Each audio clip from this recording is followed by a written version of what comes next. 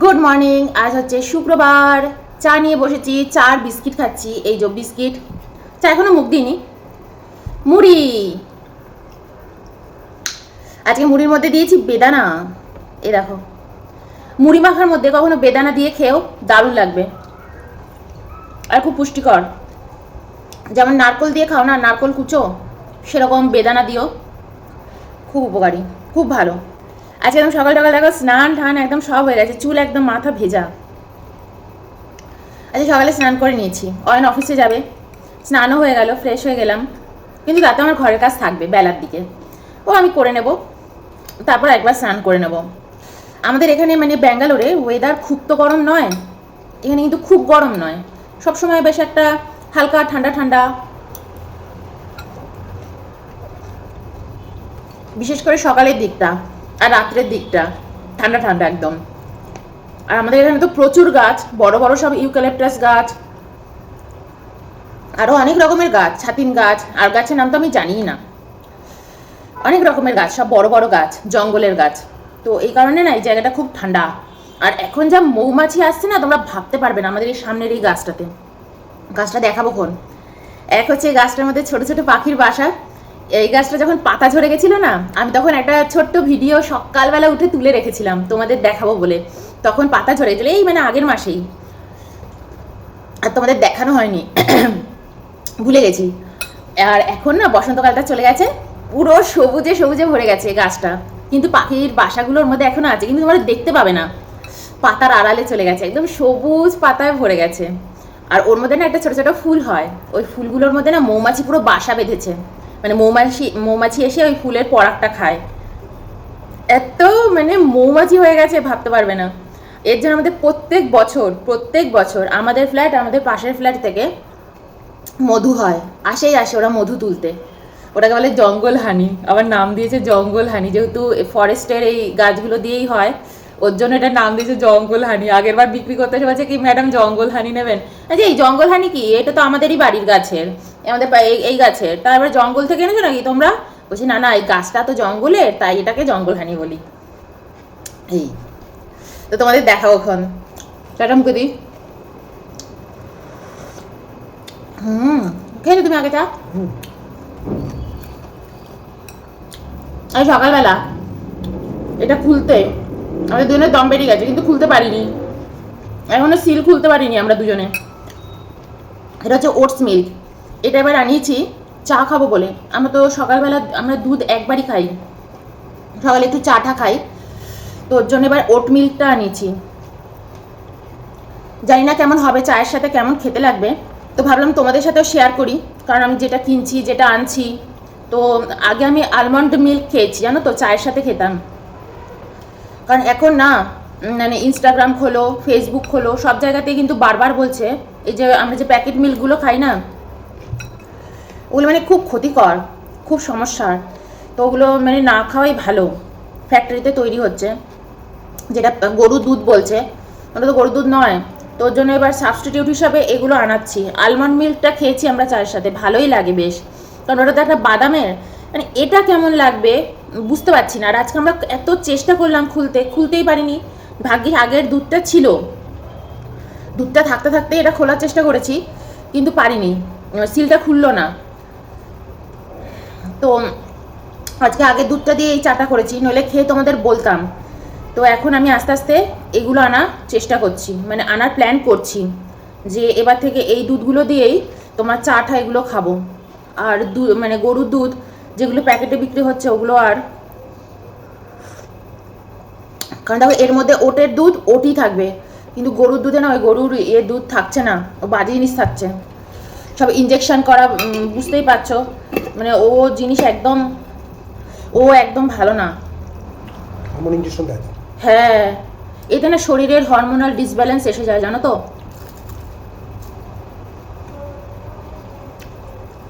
প্রথমে ভেবেছিলাম এই ওট মিল্কটা ছোটোটা নিয়ে দেখি, ছোটোটা ওটা যেন কত 60 টাকা করে দাম, ছোটো ইয়েটা ফাইলটা নিয়ে দেখি। তারপর ভাবলাম থাক বড়টা 1 লিটারই নিই, যদি দেখি চায়ের সাথে ভালো নাও লাগছে অয়নকেই দিয়ে দেবো, খাইয়ে দেবো, বলো তুমি খাও, অয়ন খেয়ে নেবে, তাহলে রোজ অল্প অল্প করে দেবো। এমনিতে তো ওটসের মিল্ক খাওয়াও শরীরের জন্য ভালো।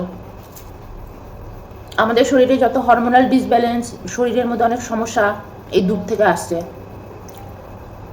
তাও তো আমরা দিনে একবার চা খাই, একবার সকালে। কত লোক আছে 4বার 5বার, তাই না? ঘরে 4বার 5বার, বাইরে খাচ্ছে। বাইরে তো মানে বিষ। যাই হোক, ভালো কথা, একটা কথা মনে পড়লো।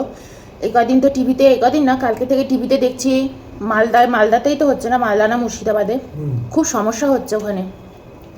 তো আমাকেও কিন্তু এখান থেকে, তোমরা ওখান থেকে মানে অনেকেই আমাকে ফলো করো, তো তোমরা সবাই কেমন আছো মালদাবাসী জানিও। ওখানে তো খুব সমস্যা চলছে। আর এখন যতদিন এই ভোটের এই চলবে না, খুব সমস্যা হবে।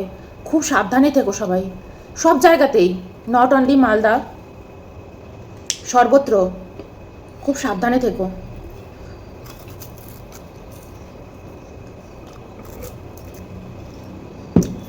আমাদের অন্য জায়গায় কোথাও কিছু হয় না বলো, ওইখানে পশ্চিমবঙ্গে আমাদের এখানে তো ইলেকশন হয় বছরের পর বছর, কোনোদিন তো কিছু দেখিনি।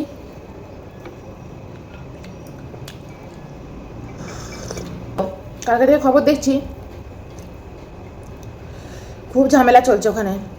আমি তো দেখে হা হয়ে গেছি, বাবারে বাবা, এত বছর যা দেখার দেখে নিলাম না। আমি ঠাকুরের কাছে বলি, ঠাকুর আর যেন আমাকে দেখতে না হয়, এবার মুক্তি দাও, আর দেখতে না হয় এই সমস্যা, এই ঝামেলা। 2018 সালে বলো, আমরা কলকাতায় যাওয়ার জন্য কান্নাকাটি করছিলাম। 2018-তে আমি নিউ টাউনে বাড়ি কিনবো, ফ্ল্যাট কিনবো, ঠিকঠাক হয়ে গেছিলো জানো আমাদের একদম। অয়ন্ত ফ্লাইটের টিকিট কেটে রেখেছে, তখন তো 3-4 মাস আগেই ফ্লাইটের টিকিট কেটে রাখতাম, এটা একটু কম পড়ে টাকাটা।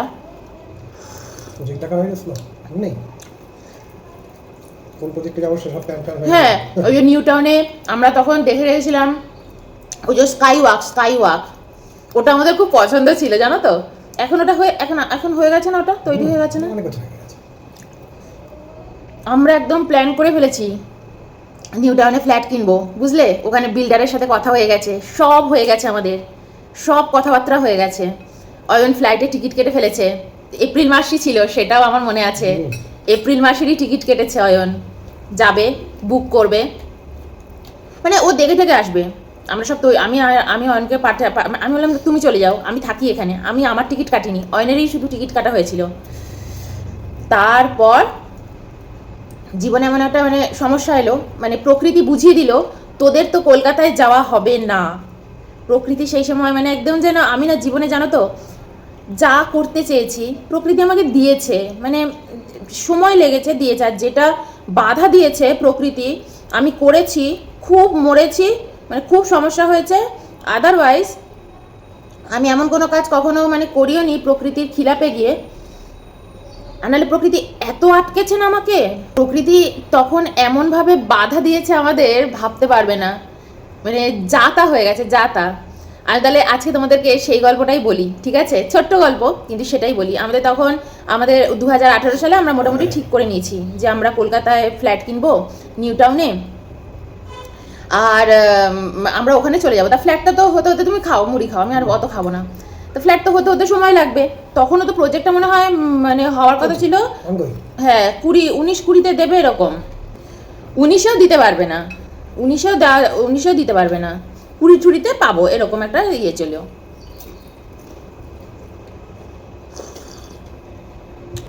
আমি কিনে রাখি, তারপর পরে আস্তে আস্তে সাজাবো, গোছাবো, গিয়ে থাকবো। এখন তো এখানে ভাড়া আছি, ভালো আছি, সব কিছু ঠিক ছিল জানো। আমরা হোয়াইট ফিল্ডে যে বাড়িতে ভাড়া ছিলাম, আমাদের বাড়িওয়ালা ভীষণ ভালো ছিলেন। ওনার মতন বাড়িওয়ালা, মানে আমি যা বলতাম, আমরা যা যা বলেছিলাম, উনি সব কিছু আমাদের খুব সুযোগ সুবিধা করে দিয়েছিলেন। যা বলতাম উনি ফোনের মাধ্যমে, উনি তো বাইরে থাকতেন, পুনেতে থাকতেন আমাদের বাড়িওয়ালা, সব ব্যবস্থা করে দিন। আর যখন আমি বাড়িতে ঢুকেছিলাম তখন কিন্তু ওনাকে বলেছিলাম যে আমি কিন্তু 1 বছর বাদে বা 2 বছর বাদে বাড়ি চেঞ্জ করতে পারবো না, মিনিমাম আমি কিন্তু 5 বছর থাকতে চাই, প্রত্যেক বছর বছর আপনি এগ্রিমেন্টটা চেঞ্জ করে দেবেন, এখানে তো নিয়মই আছে। সব কথা হয়ে গেছিলো, কিন্তু আমাদের বাড়িওয়ালার এমন, ঠিক 18 সালে এবার আমরা প্ল্যান করছি যে কলকাতা নিউ টাউনে আমরা ফ্ল্যাট কিনে রেখে দেবো, ভবিষ্যতে আস্তে আস্তে আমরা সাজিয়ে গুছিয়ে নেবো, এই জায়গায় ইয়ে করবো। কিন্তু প্রকৃতির কি ইচ্ছে, ফ্লাইটের টিকিট কাটা হয়ে গেছে, সব হয়ে গেছে। হঠাৎ করে বাড়িওয়ালা আমাদের ফোন করে জানাচ্ছে যে অয়ন তোমাকে আমি 2 মাসের ইয়ে দিলাম, কি যেন বলে ওটাকে, নোটিশ দিলাম, তুমি 2 মাসের মধ্যে ফ্ল্যাটটা ছেড়ে দেওয়ার ব্যবস্থা করো। আমাদের না তখন মাথায় হাত পড়ে গেছে, আমি বলছি ইয়ার্কি মারছেন নাকি আপনি? আর তখন এগ্রিমেন্টও শেষ হয়েছে, উনি কিন্তু কাগজপত্রের দিকেও মানে ঠিকঠাক আছেন, আমরা সেরকমভাবে কিছু বলতেও পারবো না। ইয়ার্কি নাকি? তখন আমরা 25,000 টাকা ভাড়া দিই, 2018 সালের কথা বলছি। তখন আমরা 25,000 টাকা বাড়ি ভাড়া দিচ্ছি, ফ্ল্যাটের ভাড়া। তারপর আমাদের বলছেন অয়ন আমার একটা খুব সমস্যা এসছে, ওনার কি বাচ্চা ডেলিভারি হতে গিয়ে বা কোনো একটা সমস্যা এসছে ওনার ওয়াইফের, বলছে আমার ফ্ল্যাটটা বিক্রি করতেই হবে আমাকে, তাহলে তোমরা কিনে নাও না অয়ন, আমাদের বলেছে। আমাদের ওই ফ্ল্যাটটা হচ্ছে তোমার মানে কেটে ছেটে, মানে আগের যে ফ্ল্যাটটাতে আমরা থাকতাম ভাড়া, কেটে ছেটে কার্পেট এরিয়া বাদ দিয়েই আমাদের ছিল 1200 স্কোয়ার ফিট, হ্যাঁ sorry 1300 square feet carpet area ছেড়ে ভিতরে, কারণ উনি 1500 স্কোয়ার ফিটের মতন কিনে রেখেছিলেন, 2 BHK কিন্তু বিশাল বড় বড় ঘর, বুঝলে? আমাদের ডাইনিং রুমটাই বিশাল, সবচেয়ে বড় ছিল আমাদের লিভিং রুমটা, ওরে বাবা বিশাল বড় লিভিং রুম। কিন্তু ওনার বাড়ি ছিল খাতার বাড়ি, ঠিক আছে? তো আমাদের মাথায় ছিল আমি এখানে বাড়ি কিনলে ইনভেস্টমেন্ট আমি কাগজপত্র দেখেই করব। আমি কোনো ওই খাতার বাড়ি তো কিনবো না। দামও হচ্ছে আমাদের এই ফ্ল্যাট সেই সময় যে দামে কিনেছিলাম তার হাফ দাম, ওনার বাড়ি হাফ দাম। তো আমরা তখন এদিকে আমরা কলকাতায় যে নিউ টাউনে যে এটা দেখে রেখেছিলাম সেটার চেয়েও কম টাকা, মানে ডাউন পেমেন্ট অনেক কম আমাদের এই আগের ফ্ল্যাট, কিন্তু এই ফ্ল্যাটের থেকে বিশাল বড় আর বিশাল সুন্দর। তখন আমি বললাম না, আমি তো এই ফ্ল্যাট কিনবো না, এটা তো বিখ্যাতার ফ্ল্যাট, যতই সুন্দর হোক যতই ভালো হোক, কিন্তু এর তো কাগজপত্র ঠিক নেই, আমি তো এটা করবো না। তারপর অয়ন বলল তাহলে একটা কাজ করি, বাড়ি ভাড়া খুঁজি। আর সেই সময় না আমি মানে কি মানে অবস্থা, সেই সময় আমরা লাদাখ ঘুরতে গিয়েছিলাম, আমরা লাদাখ ট্যুরে গেছিলাম, লাদাখ ট্যুর থেকে সবে ফিরেছি, টায়ার্ড, 10 দিনের লাদাখ ট্যুর ছিল আমাদের, লে লাদাখ। ওখান থেকে ফিরে মানে তুমি ভাবতে পারবে না আমাদের কি অবস্থা তখন, মানে মারাত্মক বাজে অবস্থা। আমি তো পুরো কান্নাকাটি শুরু করে দিয়েছি, কারণ আমার ডিসিশন সব এদিক ওদিক হয়ে যাচ্ছে। আমি তখন ঠাকুরের কাছে বসে বলছি যে এবার আমি কি করব শিব বাবা, এবার আমি কি করব। অয়ন অফিসে চলে গেল, অয়ন বললো একটা কাজ করি মমি, বাড়ি ভাড়াই তো নিতে হবে, কলকাতা চলে যাই, কলকাতা গিয়ে বাড়ি ভাড়া নিয়ে আমরা নিউ টাউনে ফ্ল্যাটটাও সামনে থেকে কিনে বানাতে পারবো, আর ওখানে তো আছেই আমাদের ব্রাঞ্চও আছে, নিউ টাউনেই রয়েছে অয়নদের অফিসের ব্রাঞ্চ, কোনো অসুবিধা হবে না। সেই সময় অয়নের অফিসে যে ম্যানেজার বললো না, যেতে দেওয়া যাবে না তোমাকে দূরে, তাই না? তুমি দূর থেকে অফিস করতে পারবে না, তোমাকে এখানেই থাকতে হবে। আমি তখন ঠাকুরকে বললাম যে ঠাকুর আর কি আছে জীবনে, তুমি আমাকে আর কত বাস মারবে। আমি সেদিন যে কী রাগ করেছিলাম, মানে পারলে আমি মনে সিংহাসনটা ধরে ছুঁড়ে ফেলে দিই বাইরে, এই অবস্থা তখন আমার। যে তুমি আমাকে কেন এরম করছো, কেন আমার সাথে এরম করছো? আমার মা আছে, আমার মা বয়স হয়ে যাচ্ছে, সে অসুস্থ, মানে অসুস্থ হয়নি কিন্তু তার বয়স তো হচ্ছে, বলো তার কি তার ছেলে মেয়েদের দেখতে হবে না? তার ছেলে মেয়ে আমাদের কোনো কর্তব্য নেই বলো? ঠাকুর আমাকে কলকাতা পাঠিয়ে দাও, তোমার হাতে পায়ে ধরি। আমি জানো তো জীবনে এত কষ্ট বা এত কোনোদিনও ঠাকুরের কাছে চাইনি গো কিচ্ছু, কিন্তু ঠাকুর কিছুতেই যেন একদম বিমুখ, যে তোকে তো পাঠাবোই না। ভাবতে পারবেন ওই 3টে মাস আমাদের জীবনের, মানে আমাদের বিয়ের পরে, আমাদের তো 18 বছরের বিয়ের জীবন, মানে আমাদের এত খারাপ দিন কোনো দিন আসেনি। তারপর অয়নকে আমি বললাম অয়ন আমাদের কলকাতা তো যাওয়া হবে না, তোমার অফিস তো যেতে দেবে না, তুমি যে কলকাতা থেকে কাজ করবে। অয়ন তো রেগে আছে, ওর ম্যানেজারকে বলছে হ্যাঁ আপনি আমাকে আটকান, আমি তো ওখানে গিয়ে কাজ করতে পারবো না কি, এরকম করে বলছে অয়ন। আর ওর ম্যানেজার বলছে অয়ন তুমি বোঝার চেষ্টা করো, তোমার এখানে থাকা খুব দরকার, এখানে আমাদের তোমাকে মানে এই কোম্পানির এখন তুমি যেতে পারবে না, তুমি এখানেই থাকো। আমরা যে এটাও বলবো যে ঠিক আছে আমরা 2-3 মাস বাদে বা 5-6 মাস বাদে ডিসিশন নেবো কলকাতার, তাও পারছি না। এদিকে বাড়িওয়ালা বলছে উঠে যাও, তোমাকে 2-3 মাস, আমাদের আবার এক্সট্রা 1 মাস টাইম দিয়েছে, 3 মাস। আমার না মানে তখন আমাদের কি অবস্থা ভাবতে পারবে না। অয়ন প্রত্যেক দিন অফিস থেকে বাড়ি ফেরার সময় বাড়ি খুঁজছে, এক একটা বাড়ি ভাড়া যেন সেই সময় 2018 সালে 30,000 টাকা 35,000 টাকা, পাতে দেওয়ার মতো না, কি বাজে দেখতে। পাতে দেওয়ার মতো না। এখানে তো সব ফ্ল্যাট। আমাদের তখন মানে কি দিন গেছে, না খাওয়া না দাওয়া, আমরা দুজনে মিলে শুধু বাড়ি খুঁজছি। আর আমাকে তাড়াতাড়ি ডিসিশন একটা নিতে হবে, আমার হাতে সময় নেই। কিন্তু আমি সে সময় যখনই ঠাকুরের কাছে গিয়ে বসছি, ঠাকুর যেন আমাকে বলছে তুমি ফ্ল্যাট এখানে কেন, ব্যাঙ্গালোরে, কলকাতা তুমি কিন্তু যেতে পারবে না, ইনভেস্ট করো এখানে, তুমি কলকাতা তোমাকে আমি যেতে দেবো না। আমি এটা মানে বুঝতে পারছি, তুমি যখন ধ্যান করবে না, মেডিটেশন করবে, তুমি যদি মেডিটেশন করো তুমি জানো এই জিনিসটা, আর যদি তুমি মেডিটেশন না করো তুমি এটা বুঝতে পারবে না যে ভিতরের সাথে, প্রকৃতির সাথে তুমি কথা বলতে পারবে। আমি সেসময় মেডিটেশন যখন করতাম ঠাকুরের কাছে বসে, একদম মেডিটেশন আমার আসতো না, মানে আমি যে ধ্যান করবো, শান্তিতে বসবো, সেটা আমার আসতো না। আমি রাত্রি 3টের সময় উঠে উঠে বসতাম, ঠাকুরের সাথে প্রে করতাম, বা ভিতরে ভিতরে চ্যান্ট করতাম, ভিতরে ভিতরে ঠাকুর মানে প্রকৃতির সাথে কথা বলতাম। তোমার হবে না কলকাতা যাওয়া। তাহলে আমি কি করবো? বলছি এখানে তোমার বাড়ি তৈরি হয়ে আছে, আমি কোথায় বাড়ি কিনবো?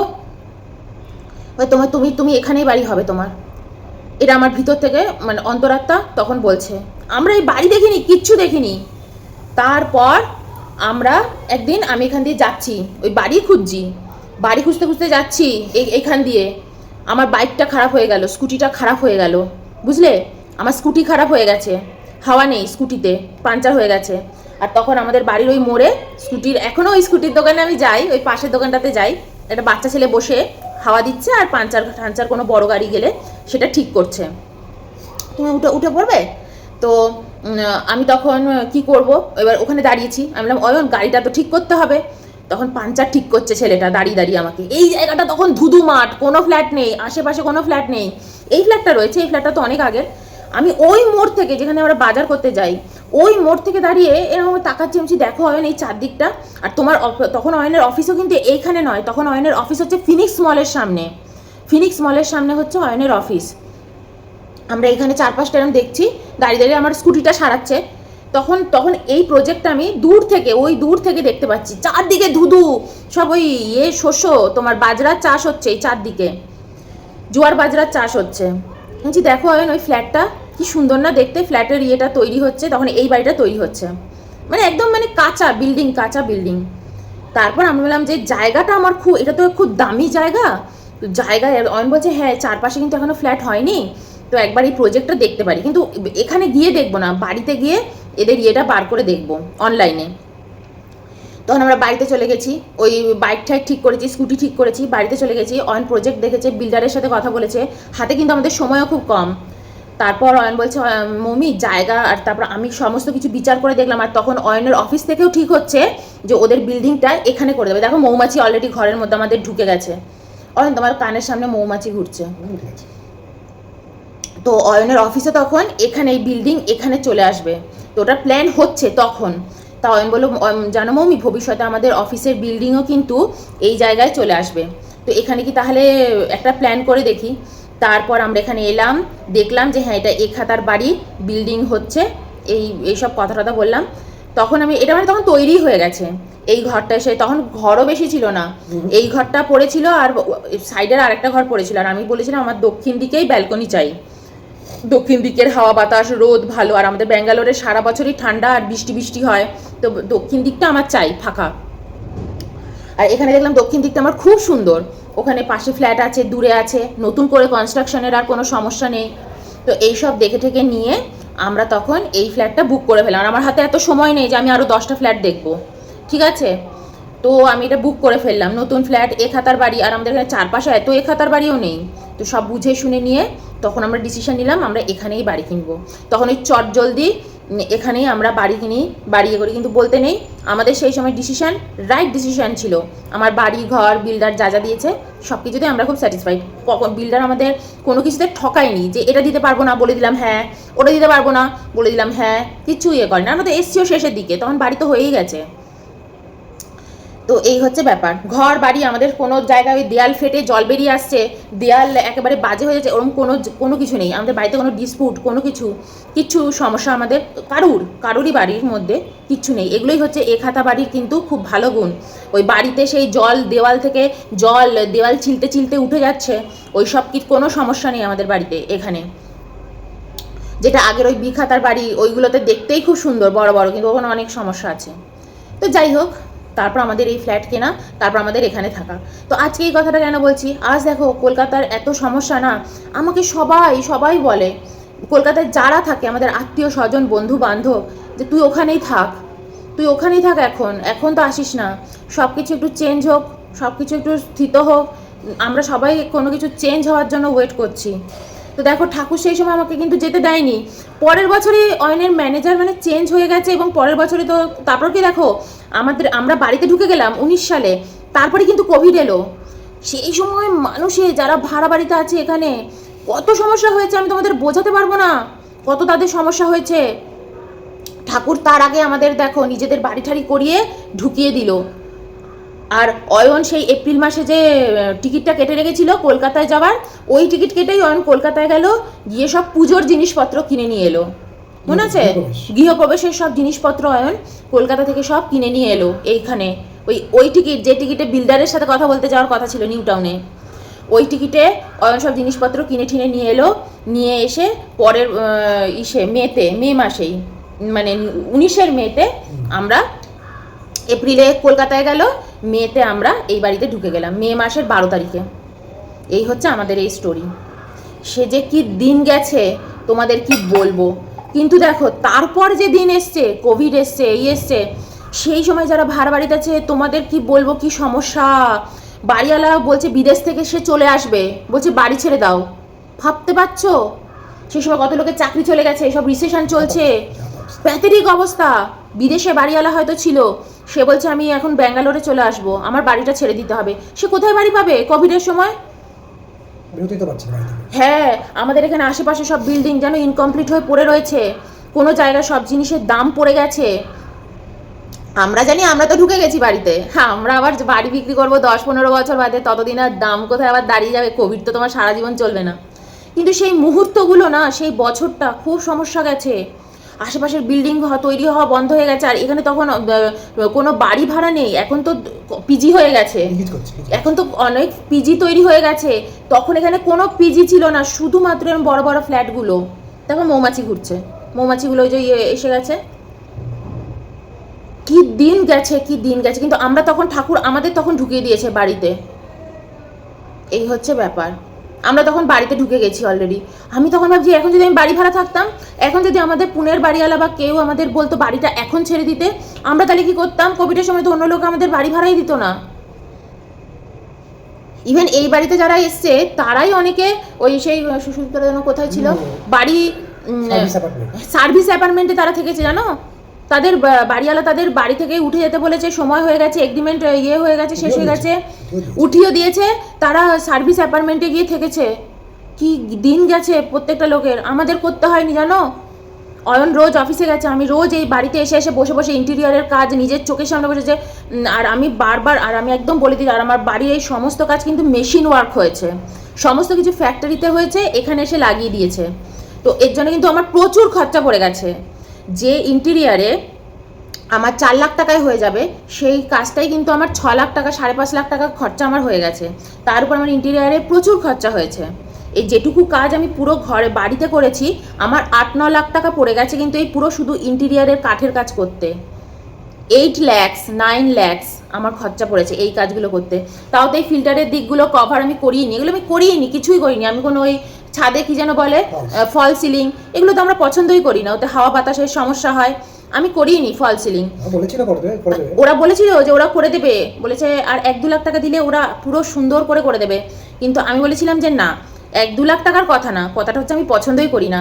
সিলিং যত উঁচু থাকবে, কোনো বাধা থাকবে না, কোনো থাকবে না, ততই ভালো ঘর দুয়ারের জন্য, আমার তত পছন্দ। তো আমি জন্য ফল সিলিং টিলিং কিচ্ছু করিনি।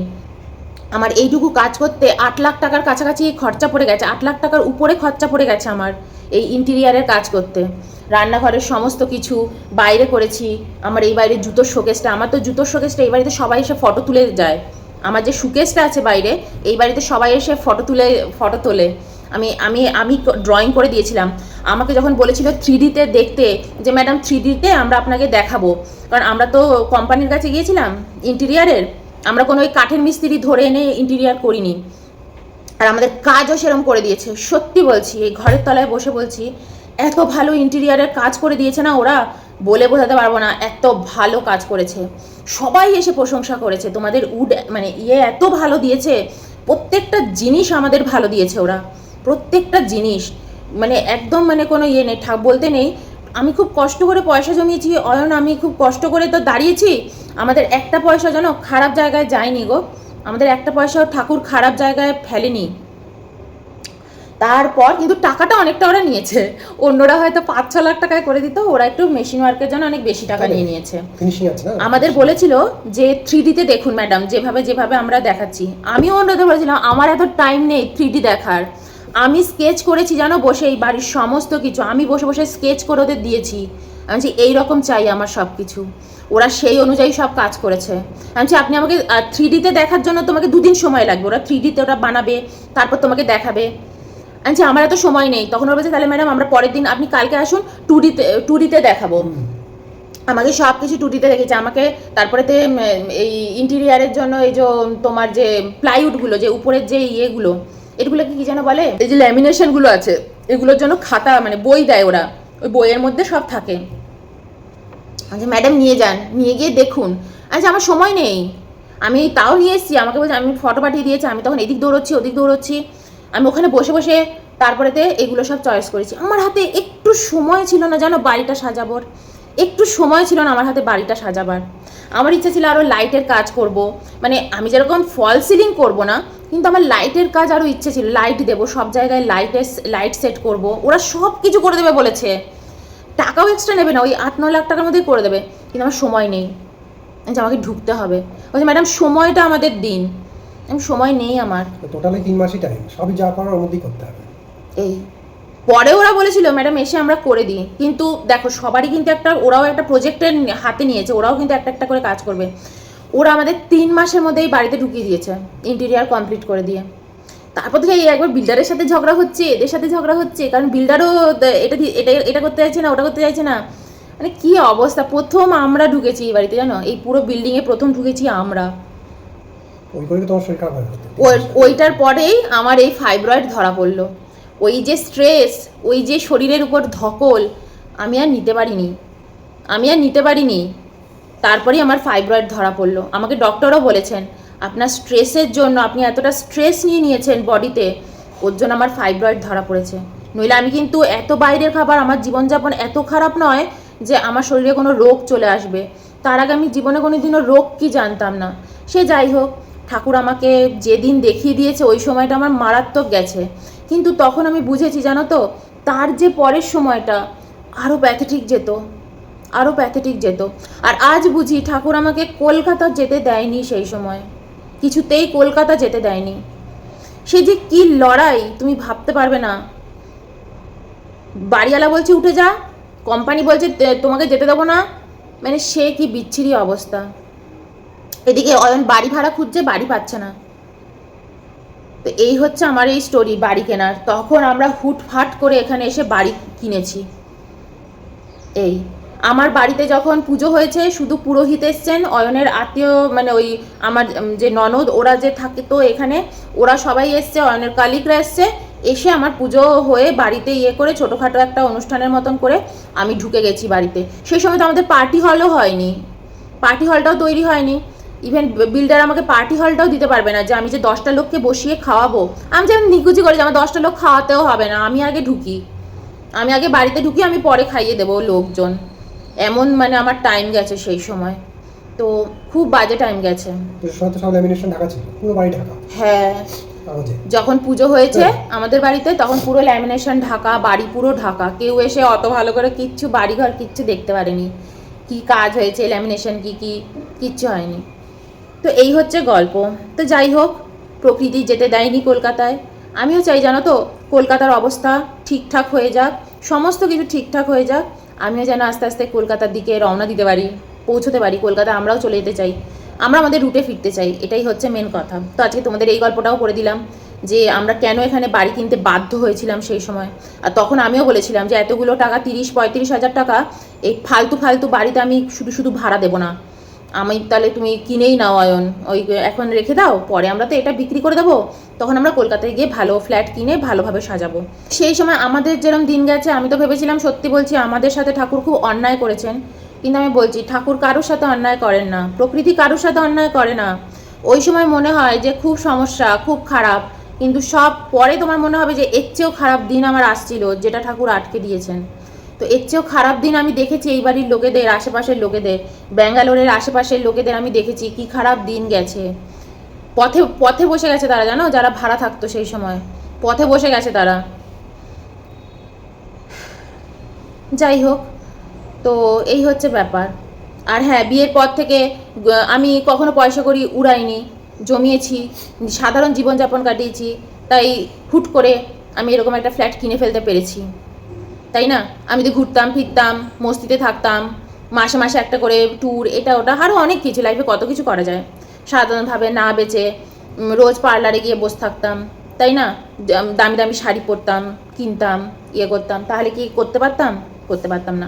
আমি আমার জীবন খুব সাধারণভাবেই কাটিয়েছি। আমি জানি আমি একটা মধ্যবিত্ত বাড়ির মেয়ে। ছোটোবেলা থেকে আমি আমার মাকে দেখেছি যেভাবে আমাদের মানুষ করেছে। আমি বিয়ের পর আমি আর অয়ন যা ইনকাম অয়ন করেছে, আমার কোনোদিনও মনে হয়নি এখন আমার হাতে প্রচুর টাকা আর অয়ন তো বসেই আছে তার বউকে হাতে সব টাকাই দিয়ে দেওয়ার জন্য, এবং ও সব কিছু, ও একটা বিস্কিট খেলেও জিজ্ঞেস করে আমি খাবো, আমি করব। তো অয়নের সব কিছু আমাকে জিজ্ঞেস করে, আমাকে এ করে। কিন্তু আমার কোনোদিনও মনে হয়নি যে এবার আমার হাতে প্রচুর টাকা এসছে, এবার আমি এটাকে ওড়াবো। আমার এরকম কোনোদিনও মনে হয়নি। আমি খুব সাধারণভাবে বেঁচেছি। অয়নকেও শুধু বলেছি একদম টাকা পয়সা এইভাবে জমানো হবে, এইভাবে রাখা হবে, এইভাবে থাকবে। রোজ ডাল ভাত খাইয়েছি অয়নকে, কোনোদিনও বলেনি ডাল ভাত কেন খাওয়াচ্ছ, মাংস ভাত খাওয়াও, আমি যেরকম ইনকাম করি আমি সেরকমভাবে জীবনযাপন করব, কোনোদিন বলেনি। তো এইভাবে এর জন্যে আমরা আজকে এই জায়গায় থাকতে পেরেছি। নইলে তুমি বলো আজকে আমরা এই জায়গায় থাকতে পারতাম না, তাই না? দুজন ইনকাম, যারা দুজন করেও ইনকাম করে ব্যাঙ্গালোরে বা যে কোনো জায়গায়, ব্যাঙ্গালোরে কেন, যে কোনো জায়গায়, তুমি যত ওড়াবে তোমার কিছু থাকবে না। উড়িয়ে যেটা যাবে সেটা উড়েই যাবে, কিন্তু যেটা তুমি রাখবে সেটাই তোমার থাকবে, আর সেটা তোমার সঠিক সময় কাজে লাগবে, সঠিক সময় কাজে লাগবে। এই হচ্ছে ব্যাপার। তখন রেখেছি, করতে পেরেছি, তাই আমরা অত তাড়াতাড়ি বাড়িতে ঢুকে পড়তে পেরেছি, বা বাড়ি কিনেছি, বা কোনো কিছু ডিসিশন নিয়েছি। এখনও দেখো আমি এই সাধারণভাবেই জীবনযাপন করি। আমার এরম জীবনযাপন করতে খুব ভালো লাগে, কারণ আমি জানি আমার যতই আমি গয়নাগাটি পরি, যতই আমি ভালো জামা কাপড় পরি, ভালো দামি দামি গাড়ি চড়ে বেড়াই, কেউ আমাকে সম্মান করবে না। আর এখনকার দিনে সবারই গাড়ি আছে, সবারই আছে। উল্টে আমার পাশের লোক আমাকে দেখিয়ে দেবে, তোর থেকে দেখ আমার দামি গাড়ি, কেউ আমার থেকে ফিরেও তাকাবে না। গাড়ি বাড়িতে কেউ সম্মান করে না। তুমি কত কম্পিটিশান করবে, পাশের জন আরেকটা বড় গাড়ি এনে দেখিয়ে দেবে, দেখ তোর থেকে আমার বড় গাড়ি, কেউ সম্মান করবে না। উল্টে তোমাকে আরও, এখনকার দিনে তো তুমি যত দেখাবে তোমার কাছে জিনিস আছে, লোকে তোমাকে আরও ছোট করবে, দেখাতে এসছিস নাকি, আরও তোমাকে ছোট করবে। তো কোনো কিছু ওইসব দেখিয়ে হয় না। তুমি যত সাধারণ থাকবে, জীবনযাপন সাধারণ লাগবে, লোকে তোমাকে বুঝতেই পারবে না তোমার কাছে কি আছে আর কি নেই, ততই তুমি ভালো থাকবে। তুই আমাকে ভাব, সম্মান করিস না, আমার সাথে কথা বলিস না, কি এসে যায় তুই আমাকে সম্মান করলি আর না করলি?